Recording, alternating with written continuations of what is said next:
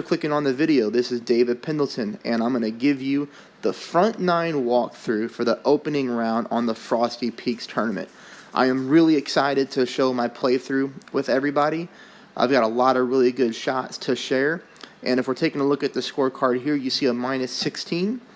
And when you look at the birdies, hole number 3, hole number 5, and hole number 8, those shots were all left at the pin. I mean, we were a fraction away of shooting a minus 18, minus 19. And, you know, for most people who follow me, you know I have 2 rookie accounts. I picked up the Albatross on hole 9 on my other account. So to say that I have a lot of replays to show you and to help you have just a beast round is an understatement. Come on, everybody, do me a favor. Spread the channel with your clanmates. Help me promote it. We're getting really close to 2,000 subscribers. Please subscribe if you're not a subscriber already. If you don't know what I do, I get up super early on every round to get all the content out there. I'm taking a first look at the wins. In most cases, I'm going in blind, and I'm doing everything to help the channel and help all the viewers. If you find the video helpful, you can take a fraction of a second and just hit that thumbs up button for me. That's really impactful for YouTube creators as well. So let's hop into it. We're going to start off with hole number 1, of course. And I would just say be prepared today for a lot of headwind in rookie. So kind of strange, you know, that the game does that to us. Maybe they're mad at all the rookie players. You're seeing a lot of people play from expert and pro down to rookie. So maybe they're trying to change that. I don't know. But regardless, let's go. Hole number 1, we got that 10% elevation. We're going to use a navigator. That is all that we need. Okay. Navigator, you can see I'm not even at max distance on my driver. I'm kind of at middle distance here. And I'm just making sure I have this shot lined up right down the middle of the fairway. I'll pull this one a couple rings. Like I said, I'm kind of playing it between mid and max of my driver. That's not a big deal. The most biggest deal is hitting perfect, which we do. And that's going to kick us right down the middle of the fairway, as you see, leaving us for a very nice opportunity to drop the eagle. Now, I will say I have 2 accounts in rookie, okay? And both of my opponents did not eagle this hole. So maybe that's going to be a little bit different than what we saw in the opening round, where this was almost a gimme, or in the qualifying, I should say. Now that brings us to shot number 2. Shot number 2 played at minus 10% elevation because this shot is uphill. It is more headwind. Now, as you can see here, I got enough distance on my drive to be taking this shot with my wedge. I would prefer to take it with the thorn or whatever short iron you use. But regardless, the elevation is going to be played the same. We're using a backspin just to get our ball guideline going through the pin. And from here, again, it's a minus 10% adjustment. And it's going to really come down to hitting perfect, as there is no forgiveness for a great shot when it comes to this approach. But as you can see, we get that perfect ball, and we get really good speed. We get the ball tail to go right into the hole, and it's in there for an eagle. Now, depending on what clubs you play with, here's my other account. This one I use an Endbringer. This one, in my opinion, is just better, you know, than the wrapper. But regardless, backspin into the hole, leaving the ball guideline through the pin. Make that minus 10% adjustment. And then you got to pray to the golf clash gods here that you get that perfect ball. And as you can see here, we get the ball right in the middle of the cup, smack the pin, and here we go. We're off and running. Now we're going to do hole number 2 here. And as you can see, hole number 2 has more headwind. But that's okay. We're still able to reach with me an extra mile 8. I'm using a katana here. I'm even I have to back up my target to account for the headwind. But I have no problem getting onto this part of the fairway, which is what we want. If you're using like an extra mile 5, 6, you might want to go ahead and pull out a Titan ball here. I would not waste a Kingmaker on this hole unless you just have so many to play with. You want to get the extra wind advantage. But you can see here, this is plenty of distance. Now, what I would say is we don't want to go for a home run shot here on hole number 2. You see my opponent way up there? His shot is going to have to be taken with a backbone or with the Goliath. I would prefer on this hole to go for the albatross with my sniper, just a more accurate club. So this is a situation to where you don't want to go bombs away, in my opinion. So now we're going to take this shot with the sniper. I'm playing it at 25% elevation, and I do like to use a good amount of backspin when I go for shots like these. I think it just gives you better ball control. You can see here that we do have more headwind, so I'm leaving a significant amount of my tail through the pin as far as my ball guideline goes. I pull this one around mid-distance of my club. The only thing here is I hit a slight great shot to the left, but the nice part is sometimes you get lucky in the game, and we hit this one dead center off the pin, and we drop it in for an albatross. So what do we learn from that? We learned that the elevation is good, I would say. I would say the 4 bars of backspin is also really good. From there, I hit a great left, and we ended up with a perfect shot. So we might have just over-adjusted a little bit, so just be cognizant of that. But I do believe if you hit a perfect ball and you play this hole right, you're going to be right around that pin for an albatross. This brings us into hole number 3. This is the one I'm a little frustrated with. So I'm using a katana here. I'm using my sniper. And I'm going to play this one as I normally do at 20% elevation when we go for the rough bump. And I'm playing max right side spin. As you can see, I'm using no top spin at all.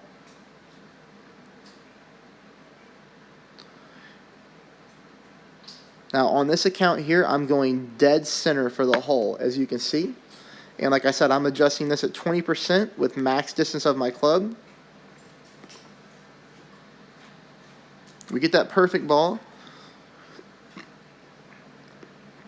Plenty of rough to work with on this one, so you don't have to be worried about missing the rough. As you can see, there's a ton of rough to work with at the top. All right, so perfect ball misses to the right-hand side, 20% at max. So this account, same spin, right? 3 bars of right side spin. I didn't want to take anything off the right side spin because I only had one more shot at it. So this is a situation to where I'm going to use an offset. Now you can see here I'm not offsetting by much. My ball guide line is about a fourth of a green square outside the left-hand side of the cup.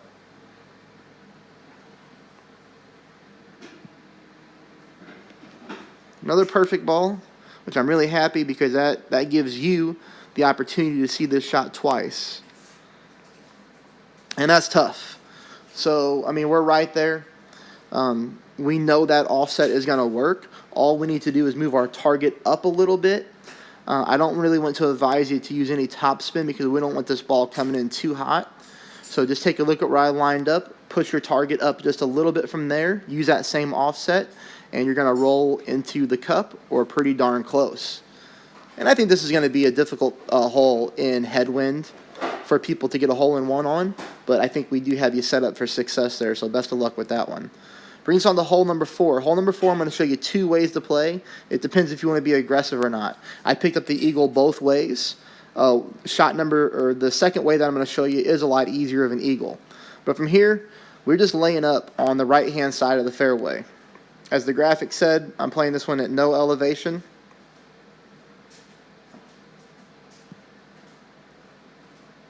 Get ourselves another perfect ball. And we get this thing to roll up. And you don't have to use a lot of top spin on this shot. Just landing anywhere on the fairway is going to be completely fine, okay? As you can see, this shot is significantly downhill. I went ahead and played it 20%, which is what I normally play it. And I play it at max distance of my Goliath here. Again, we have more headwind on this approach. So I'm just using some backspin, and I'm trying to just visualize my ball guideline there going into the cup. So basically, that's where I end up setting up at. As you saw, I'm pulling this 20% at max distance.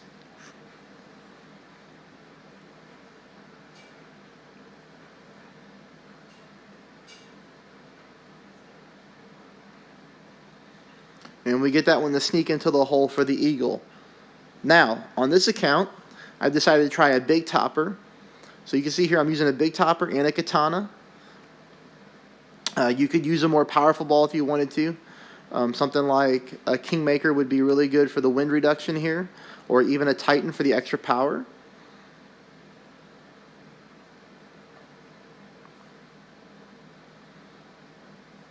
You can see I'm using a little bit of right curl here. And the only thing that stinks about this shot for me is I hit a great shot to the right, which is going to make me clip this rough right here. Now, I'm still going to roll out a perfect ball. That would not have happened, and I would have liked to get more down the fairway. But regardless, I was still very happy when I saw that I was able to take my next shot with a thorn. So from here, I'm playing the shot 10% elevation. And again with the backspin, I'm putting just enough backspin on the ball to get my ball guideline to go through the cup. And that's very important because we are dealing with headwind on this shot.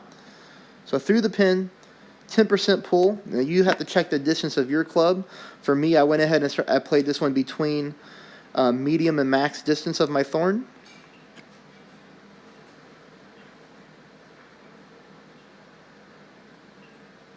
We get that perfect ball. And there we are again. So another one in the hole for another eagle. Now this brings us on to hole number 5. As you can see, more headwinds. I'm just using a navigator. That's plenty of ball for this hole. I do prefer the Goliath for the power. I'm not too concerned about the ball guideline here because you can see here what I'm doing. And I'm going to show you what's really important. So I want you to notice here that my second bounce,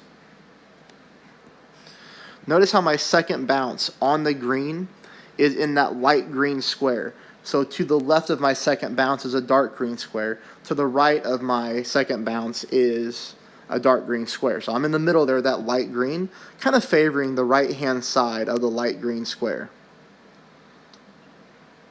Here I pull 15% elevation, and I pull medium distance of my club, so exact mid distance of the club.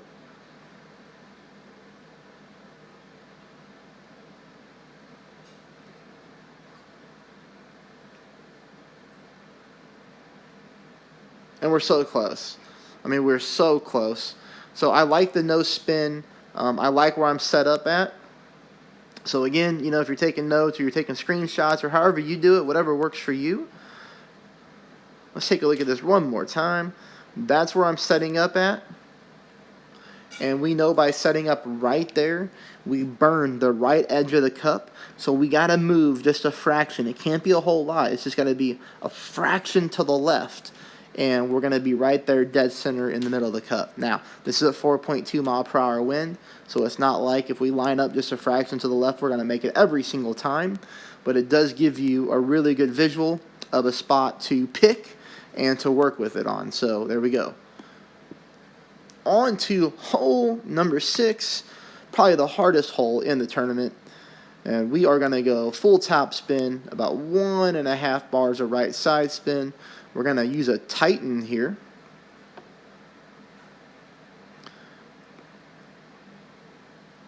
Just a little bit of baby right curl.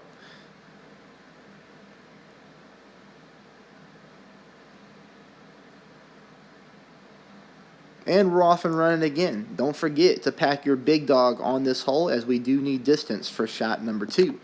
Shot number 2 here. Finally, the game gives us a little bit of a favor, and we get some tailwind on a long par 5. I'm just going max left side spin, just a click of top spin. I just want to make sure that I catch this little hill here on the fairway that guides us down towards the green. And then you can see here I'm using about half of a ball of left curl. Perfect shot. Puts us nicely onto the green. We catch this little hill here, and we roll back down towards the pin. Got to take this all day on hole number 6. I'm not even considering trying to get an albatross on this hole. I'm just taking it for the eagle and then moving on to hole number 7. Now, hole number 7, we are playing for a hole-in-one. I do not ever recommend on this hole a rough bump. If you want to play it, more power to you. This hole plays very weird. You would have to be good with the technicalities at the game, because that rough bump is downhill, so you have to know when to adjust your shot and then pull up or pull back half of a ring or a ring, depending on the wind. So I'm not even going to go into that on this rookie shot. I'm just going to show you how to play this thing straight up. I'm playing at 10% elevation. I'm playing at mid distance of my club. Notice the backspin that I'm using here, and notice the setup point.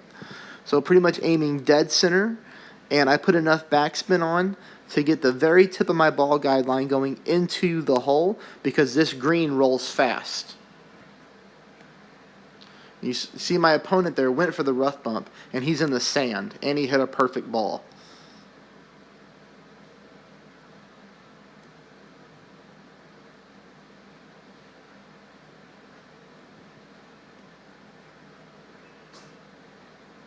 Alright, so no big deal here. We just barely missed to the right-hand side. So, on this account, I'm able to fix it. I'm able to fix what I did wrong. Didn't really do anything wrong, hit a perfect ball, but I learned from my miss.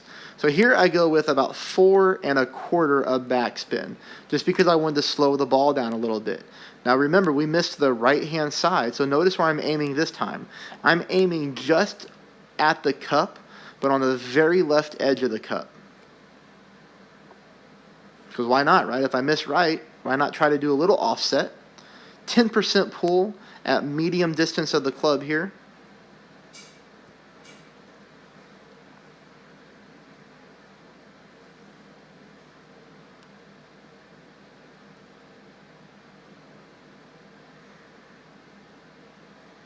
Still went to the right-hand side, even with the offset, but we did sneak it in there for the hole-in-one.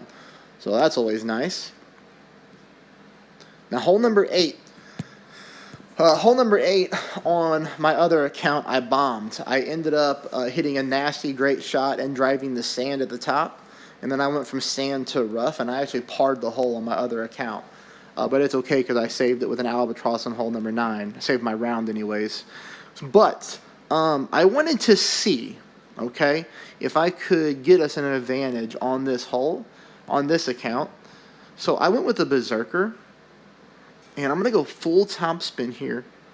And you can notice that my ball guideline is pretty nicely onto the fairway when I set it up. So I pull my target back so that I can adjust properly for the headwinds.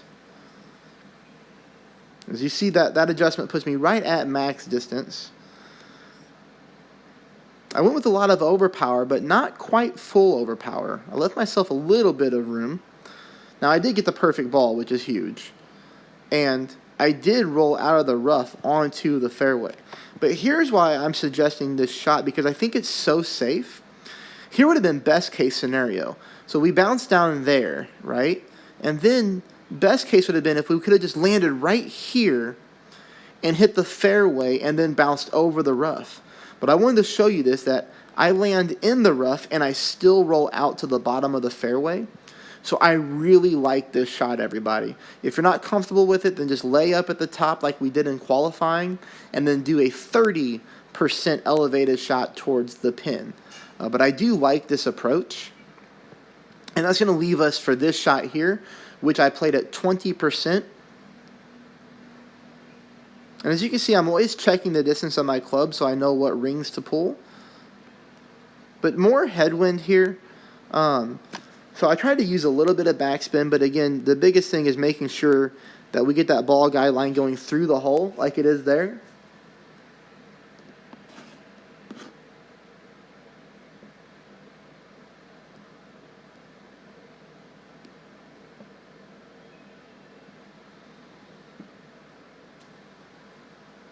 And there we go.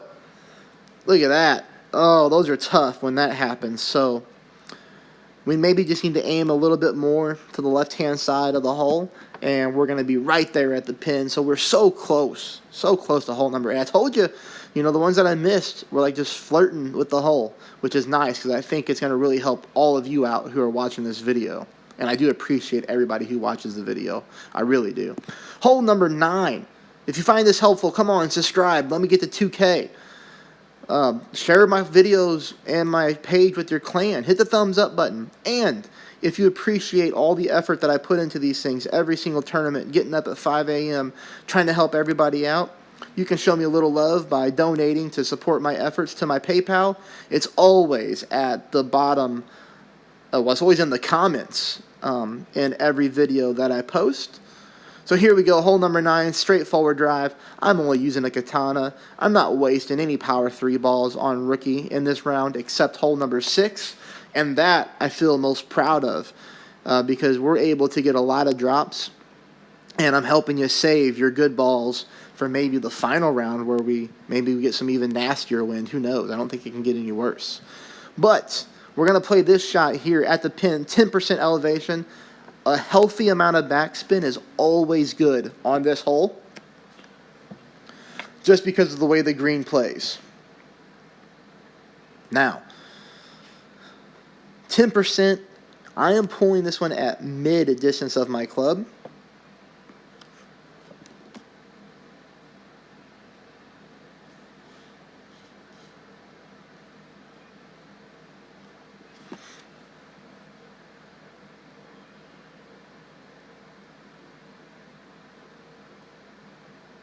And there we go. We got another albatross, which is huge.